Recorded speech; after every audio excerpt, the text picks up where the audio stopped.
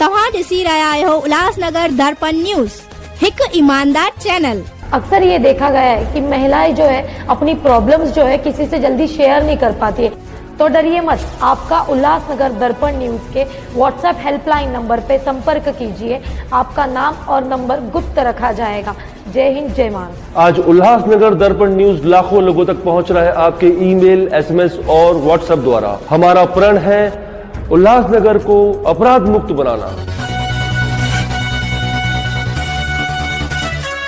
उल्लासनगर दर्पण न्यूज में आपका स्वागत है। मेरे साथ आज एक राजनीति के वो मंजे हुए खिलाड़ी बैठे हैं जो शताब्दियों में एक आते हैं, भरत शिवनानी। आज हम बात करेंगे जीआर के मुद्दे को लेकर। भरत जी, जीआर पर पहले आप अपनी राय बताएं, सवाल जवाब तो आप करते ही रहेंगे। चनी जी, थैंक यू उल्लासनगर दर्पण न्यूज़ को कि आपके ऑडियंस से आज रूबरू होने का मौका मिला। So thanks a lot. और रही बात जीआर पे, मैं जीआर पे कंप्लीट लीडरशिप फेलियर मानता हूँ हमारे एमएलए के प्रति। और मैं ये पहले भी एक पास्ट इंटरव्यू में बोल चुका हूँ कि ये जो हमारे एमएलए हैं, जो कॉन्स्टिट्यूशनल रिप्रेजेंटेटिव हैं, कुमार एलानी जी, मुझे बहुत अच्छा लगता है उनका नाम लेते, बट इवेंचुअली उतना ही बुरा लगता है जब ये काम नहीं होता है। एक आवाज़ उठानी चाहिए, अगर उन्होंने आवाज़ उठाई है, क्योंकि उन्होंने बहुत पटाखे जलाए थे, जीआर आ गया, बट जीआर इन प्रैक्टिकल कभी उल्लासनगर में नहीं आया। 2 बिल्डिंगें गिर चुकी हैं, 3 बिल्डिंगें गिर रही हैं, 4 बिल्डिंगें। आज ही साईं अमृत अपार्टमेंट, मेरे वार्ड का एक मैटर चालू है, जो लाइट ऑफिस ने उनको 48 आवर्स का नोटिस दिया है कि अगर आप खाली नहीं करोगे हम लाइट बंद करेंगे। और यूएमसी उसको बिल्डिंग खाली करवा के बिल्डिंग तोड़ने के इसमें आकार पे आ गई है, बिकॉज वो रिनोवेट नहीं हो रहा है, रीडेवलपमेंट में नहीं जा रही है। तो जीआर बहुत इंपॉर्टेंट है। मैं हमारे एमएलए का जवाब देता हूँ। कल एक टोइंग का इंसिडेंट हुआ, मैं आपके माध्यम से आपकी जनता से रूबरू होकर मैं ये बताना चाहता हूँ। कल 2 दिन पहले 5 नंबर में एक टोइंग का इंसिडेंट हुआ। उनका नाम, मैं अगर सिंधु राजपाल करके उनका नाम है, मैं नाम भी बोल सकता हूँ। और उन्होंने क्या किया ना, उनकी गाड़ी टोइंग हुई और टोइंग अथॉरिटी से तुम्हें हो गई, तो वहाँ पे उनको वेटेज नहीं मिला। तो वेटेज नहीं मिलने के बाद उन्होंने क्या किया, उन्होंने डायरेक्टली मोबाइल उठाया और कुमार एलानी जी का नंबर लगाया। अगर मैं बोलता हूँ, एक उल्लासनगर के रहवासी होने के नाते आपको एमएलए को कोई फ़ोन करता है तो एमएलए का जवाब क्या होना चाहिए चनी? उनका जवाब था, चनी जी आप हैरान हो जाओगे, उल्लासनगर की जनता हैरान हो जाएगी। एमएलए ने जवाब दिया कि उल्लासनगर का कार्यभाग जो 1, 2, 3 है वो मेरे पास आता है, चौथा 4, 5 नंबर मेरे में नहीं आता, इसके लिए मैं कुछ नहीं कर सकता।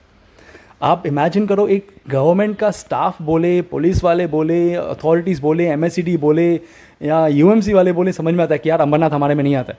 बट आप एक एमएलए हो, एक एमएलए होने के नाते आपका काम बनता है कि कोई भी आपका उल्लासनगर का म्युनिसिपल कॉर्पोरेशन कहाँ पे है? 3 नंबर में है, 3 नंबर आपके एरिया में आता है, तो कहीं उस रिलेशन अनुसार उसको हेल्प करनी चाहिए थी। नहीं हेल्प करते हो, एक बालाजी किनीकर जो वहाँ के एमएलए हैं, वहाँ के आमदार हैं, उनको करो। अच्छा, वो भी नहीं कर सकते हो, आपके भाजपा के जो कॉर्पोरेटर हैं उस एरिया में, उसको फ़ोन करो कि जाके भाई उसको मदद कर। तो भरत जी, पहले तो आप मुझे ये क्लेरिफिकेशन दे, आप किस पार्टी से फिलहाल है, राष्ट्रवादी या टीम ओमी कलानी? देखिए, मैं बहुत सरलता में बिलीव करता हूँ, ये राजनीति मेरा काम नहीं है। ओमी साहब ने, जो मेरे लीडर हैं, जिनको मैं लिटरली भगवान मानता हूँ, ओमी साहब ने मुझे जहाँ पे आदेश दिया कि भरत आप ये एरिया में खड़े हो जाइए, मैं आँख बंद करके वो एरिया, फिर कोई भी कितना भी बड़ा कॉर्पोरेटर हो, मैंने अपने पैनल नंबर 2 में बहुत 3 साल से मेहनत कर रहा हूँ। मेरे हर एक घर में मेरा नाम आज जाना जाता है, क्योंकि मैंने काम किया है ओमी साहब के आशीर्वाद से। तो मैं पैनल 2 में ही अपना सिक्का आजमाना चाहूँगा, बट उसके बाद भी ओमी साहब ने जहाँ पे कहा मैं ब्लाइंडली वहाँ पे चला जाऊँगा। ये मेरे लिए, ओमी साहब के लिए, मतलब ओमी साहब मेरे लिए इतने ग्रेट हैं कि जब जहाँ पे बोलेंगे मैं खड़ा हो जाऊँगा। रही बात पार्टी की, मैं इतना छोटा कार्य करता हूँ ना कि ओमी साहब ने जो डिसाइड किया, फिर कोई भी पार्टी होगी, मुझे कोई भी पार्टी देंगे, मैं वहाँ पर खड़ा हो जाऊँगा। यानी आपके जो पूरा का पूरा फोकस है, ओमी कालानी जी जो पार्टी डिसाइड करेंगे, चाहे वो राष्ट्रवादी हो या टीम ओमी कालानी, आप वहीं जाएंगे। ठीक है, बात चल रही है जीआर की। जीआर के लिए हमने कुछ समय पहले इंटरव्यू लिया था आपकी पार्टी के ही लोगों से, उन्होंने भी कहा था कि जन आंदोलन होगा। ये जन आंदोलन का मतलब था, जिन्होंने भी हमारे पार्टी से अगर ये व्यू रखा है, उनका व्यू था कि शायद कुमार एलानी जी काम नहीं कर पा रहे हैं, इसके लिए जन आंदोलन करेंगे तो शायद उनके कानों में बात जाएगी, उनके कानों में बात जाएगी तो असेंबली में हम लोगों की तरफ से वो आवाज़ उठाएंगे और इवेंचुअली काम होगा। तो जन आंदोलन का मतलब ये होता है, क्योंकि आपका एमएलए आपकी नहीं सुनता है, दैट इज़ द रीज़न जन आंदोलन का नौबत आ गई है। अगर एमएलए हमारी सुनता तो शायद जन आंदोलन की नौबत नहीं आती। Bharat ji, as you are a person and you are a law person also, advocate also, can you let me know how MLA can take a GR from assembly? देखिए एमएलए ना एक उल्लासनगर के 1 2 3 इनका बोलना 1 2 3, मैं बोलूँगा उल्लासनगर की जनता की आवाज़ एमएलए उठाता है असेंबली में, और सेम उल्लासनगर के क्षेत्रफल में जो मेंबर ऑफ पार्लियामेंट आता है वो उल्लासनगर की या उसके एरिया फल की जो भी प्रॉब्लम्स है वो सेंट्रल गवर्नमेंट में मतलब पार्लियामेंट में उठाता है, जिस तरीके से कॉन्स्टिट्यूशन बना हुआ है। तो सीरीज़ वाइज जो प्रॉब्लम्स हैं, जो ये जीआर का मुद्दा है, वो इवेंचुअली स्टेट प्रॉब्लम है, वो सेंटर का प्रॉब्लम नहीं है। तो स्टेट असेंबली के ही पावर्स में है कि हमको जीआर या मालिकाना हक देना, जो कि आज तक हमको उल्लासनगर की ज़मीनों का मालिकाना हक का आज भी प्रॉब्लम है। तो ये स्टेट असेंबली में अगर कुमार इलानी जी अपने तरीके से, देखो नॉलेज होना बहुत ज़रूरी है, तभी बोलता हूँ कि MLA should be thoroughly with knowledge. Knowledge is power.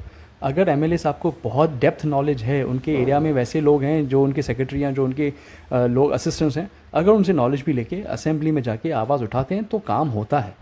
अगर आज मैं एक ट्रैफिक का मुद्दा लेके पब्लिक के सामने जाता हूँ, आवाज़ उठाता हूँ, शोर शराबा करता हूँ, मेरे सिर्फ छोटे से एक आदमी से, व्यक्ति से आवाज़ उठाने से ट्रैफिक की टोइंग बंद हो सकती है, तो कुमार इलानी जी तो एमएलए हैं, तो बहुत कुछ कर सकते हैं। लीडरशिप मैटर्स, इसके लिए उल्लासनगर को एक स्ट्रॉन्ग लीडर की बहुत सख्त ज़रूरत है। और मैं ये कोई भी डरता नहीं हूँ ये बोलते कि वो लीडरशिप हमारे कालानीस में है, and I am very happy to be a part of कालानीस, क्योंकि उनमें वो मैं लीडरशिप देखता हूँ। अंडरस्टूड है ना। आप उल्लासनगर में चोरियाँ देखा है आपने? उस दिन उल्लासनगर 1 नंबर में जो महालक्ष्मी ज्वेलर्स की चोरी हुई, 3 4 5 6 करोड़, आप ये कहाँ पे लेके जा रहे हो? आप नाम उल्लासनगर का इस तरीके से करना चाहते हो कि उल्लासनगर में चोरियाँ होने 6 करोड़, वो बाकायदे एक तिजोरी की एक फिल्मी लेवल पे कटिंग हुई है, इतनी डेप्थ लेवल तक प्लानिंग हुई है। तो यार मैं चाहता हूँ कि अगर सक्षम लीडरशिप होती तो शायद ये चीज़ें नहीं होती। 6 करोड़ की चोरी हुई, जैसे कहा फिल्मी स्टाइल में चोरी। पुलिस अथॉरिटीज़ या फिर एमएससीडी अथॉरिटीज़ या म्यूनसिपल कॉरपोरेशन आमदार के क्षेत्रफल में आता है। अगर आमदार एक सक्षम होता है, लीडर होता है, तो इवेंचुअली सब लोगों से कनेक्ट होता है, और कनेक्ट होने के बाद इवेंचुअली लोगों में एक थोड़ा सा कहीं ना कहीं एक आमदार के प्रति इज्जत और डर भी होता है कि यार अगर हम कुछ गलत करते हैं तो शायद हमको आमदार सपोर्ट नहीं करेगा। और आमदार अगर लाइट होता है, बहुत लीनियंट होता है, तो पुलिस को, लोगों को ना पुलिस से कभी डर नहीं लगता है। तो ये जो लोगों को डर नहीं था पुलिस का, वो कहीं ना कहीं रीज़न है कि हमारी लीडरशिप फेलियर है। अगर लीडरशिप स्ट्रांग होती, पुलिस स्ट्रांग होती, तो इवेंचुअली ये चीज़ें नहीं होती। ये अगर जो हमारी सिक्योरिटी एजेंसीज़ हैं, क्या वो सो रही थी क्या सीरियसली? इवेंचुअली मैं मानता हूँ कि लीडरशिप ऊपर से आती है, इसमें पुलिस को दोष देने का कोई सेंस नहीं है। ऊपर से जो लीनियंसी चालू है वो कहीं ना कहीं नीचे आके हमको रिजल्ट मिली है कि आज 6 करोड़ की उल्लासनगर में चोरी हुई है। और बहुत दुख से कहना पड़ता है कि उल्लासनगर का नाम आज इस तरीके से लिया जा रहा है, जबकि उल्लासनगर एक बिज़नेस और एक व्यापारियों का शहर है। व्यापारियों को अगर हम सिक्योरिटी नहीं दे पाते हैं तो आमदार की फेलियर है, 100% फेलियर है। दिन बढ़ रही, चोरों के भी हौसले बुलंद है, फटाके फूटते हैं, लोग मिठाइयाँ खाते हैं, जीआर आएगा, क्या ये जुमला हुआ? ये 100%। मैंने एक मेरे सीनियर हैं अजित माखीजानी जी, उनका एक छोटा सा मैंने बाइट देखा था कि उनके एरिया में बहुत फटाके चले, तो एक किसी व्यक्ति ने पूछा क्या साहब जीआर आया? तो उन्होंने बोला जीआर नहीं आया, पीआर आया है। तो ये एक जुमला तो हो गया था, बट हाँ रियली जीआर मैं आज भी मानता हूँ, मैं ये आपको पहले भी बोल चुका हूँ, पास्ट इंटरव्यूज़ में भी बोला है कि सक्षम लीडरशिप हमको जीआर ला सकती है, और जीआर आने से लोगों में खुशहाली होगी। बिकॉज आज लोगों को पैसे नहीं है ताकि वो अपना रीडेवलप बिल्डिंग कर सकें, कहीं रेंट पे रह सकें। आज उनके पास नहीं है तो उनको रिस्क लेके अपनी पुरानी बिल्डिंग में रहना पड़ता है, और जब उनकी मौत होती है तो यही लीडर्स आके वहाँ पे शोक जताते हैं कि यार क्या हुआ ये। मैं बोला ये शोक मत जताओ, आप उस टाइम पे सक्षम लीडरशिप मंगाओ। और अब एक बात बताइए, लीडरशिप होने का एक आपको रीज़न भी है, स्टेट गवर्नमेंट आपकी, सेंटर गवर्नमेंट आपकी, उसके बाद भी अगर आप फेलियर हो तो इवेंचुअली वो लीडरशिप पर्सन पे ही आएगा। उम्मीद कब करेगी आम जनता की जीआर आएगा? आप लोग तो नेता लोग कभी फटाके फोड़ देते हो, मिठाइयाँ खा लेते हो, बैंडे बजवा देते हो, भाई जीआर आ गया। जीआर सपना है उल्लासनगर शहरवासियों को, हम भी देखना चाहते कि जीआर आए, पर आएगा तो आएगा कब? देखो मैं कहता हूँ ना, कॉन्स्टिट्यूशन डेमोक्रेसी ना एक ऐसा ढांचा है जो बहुत वंडरफुली क्राफ्टेड है कि अगर आपने कंप्लीट मेजॉरिटी किसी भी एक पार्टी को देते हो, मैं उल्लासनगर की जनता से आपके माध्यम से, दर्पण के माध्यम से, उल्लास दर्पण न्यूज़ के माध्यम से ये बोलता हूँ कि प्लीज़ एक सक्षम लीडरशिप दो, कंप्लीट मेजॉरिटी दो, किसी भी पार्टी को दो। मैं अगर एक पार्टी का फेवर करता हूँ तो शायद आप अलग पार्टी को फेवर कर सकते हैं, बट मैं सब जनता को बोलता हूँ किसी भी एक पार्टी को कंप्लीट मेजॉरिटी दो, फिर देखो आपका काम कैसे होता है। फिर देखो डंके की चोट पे आपके जीआर के बहुत कुछ हो सकता है। जीआर के बाद जो मेन ड्रीम है, जो मैं आज तक वो ड्रीम देखता आया हूँ मेरे वार्ड के प्रति, वो है क्लस्टर डेवलपमेंट। अगर एक बार GR क्लियर होता है, हमको क्लस्टर डेवलपमेंट महाराष्ट्र असेंबली से एक ऑर्डर लेके हम एक छोटे से क्षेत्रफल को, फिर वो आप 2 किलोमीटर या फिर एक छोटा सा एक मैं 100 मीटर का भी मैं पकड़ लूँ, वो एक एरिया को क्लस्टर डेवलपमेंट करके हम बहुत कुछ आगे बढ़ा सकते हैं। आप चाहो तो लाइट के वायर्स अंदर हो सकते हैं, पानी के, नाली के, गटर के, इवन जो सेप्टिक टैंक्स हैं वो तरीके से हम लोग कर सकते हैं। उल्लासनगर को सही मायने में बहुत अच्छा कर सकते हैं। उसके लिए चाहिए जज्बा, जो आपको यूथ में मिलेगा शायद वो कहीं और नहीं मिलेगा। दैट इज़ द रीज़न मैं समझता हूँ उल्लास ढांचा थोड़ा सा बिगड़ा हुआ है, बट ढांचा बन सकता है आगे फ्यूचर में अगर यूथ को एम्पावरमेंट दी गई इस बार।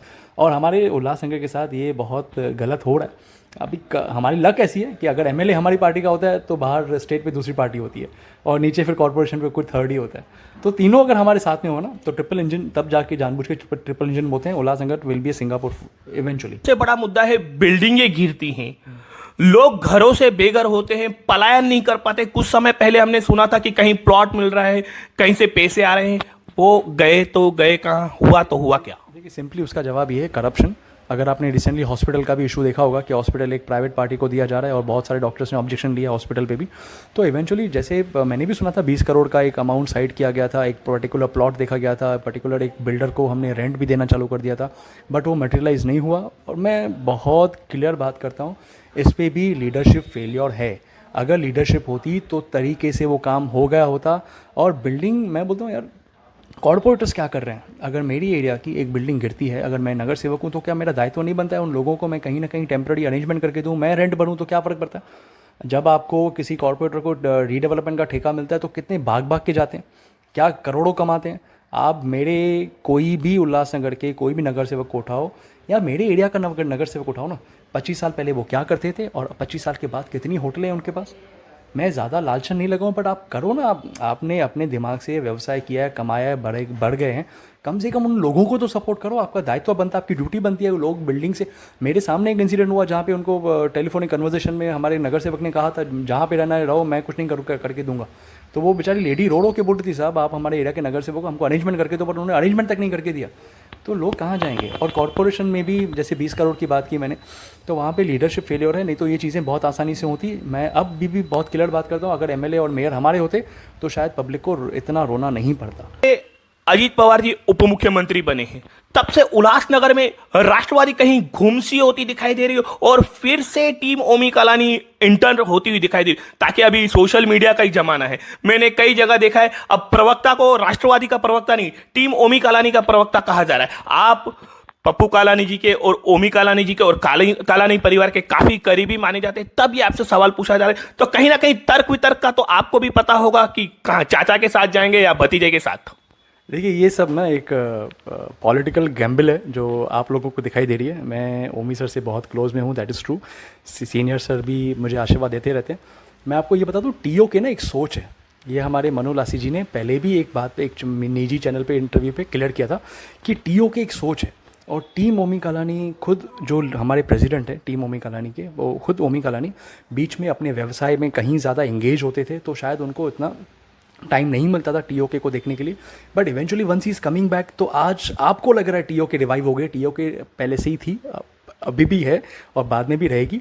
और रही बात जो आपने NCP की मुझे अभी पूछा आपने सवाल, देखिए वो स्टेट की राजनीति में मेरा लिटरली मैंने इतना कभी फोकस किया नहीं है। बट मैं इतना जानता हूँ हमारे सीनियर लीडर को, पप्पू कालानी जी को, ओमी कालानी जी को, उन्होंने कभी भी स्टेट को नहीं देखा है, उन्होंने हमेशा लोगों को देखा है। फिर आपने देखा होगा कभी RPI में भी उन्होंने फॉर्म भर के सीट जीत के आए थे। मुझे इतना पॉलिटिकल नॉलेज नहीं है, पर मुझे इतना पता है कि पप्पू कालानी साहब RPI से भी जीत के आए थे।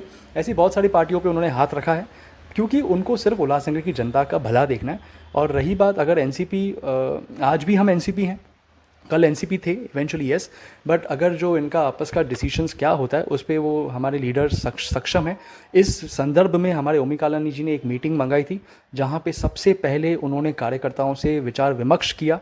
और मैं सैल्यूट करता हूँ हमारे लीडर को कि इस कार्यकर्ता को कोई पूछता नहीं है, बट उन्होंने कार्यकर्ताओं को विचार किया, पूछा, और सभी लोगों ने ये जवाब दिया कि हमको भरोसा है हमारे लीडर पे, आप जो डिसीजन लेंगे हम आपके साथ रहेंगे।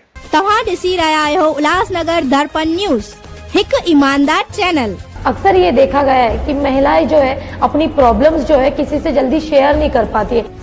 तो डरिए मत, आपका उल्लासनगर दर्पण न्यूज के व्हाट्सएप हेल्पलाइन नंबर पे संपर्क कीजिए। आपका नाम और नंबर गुप्त रखा जाएगा।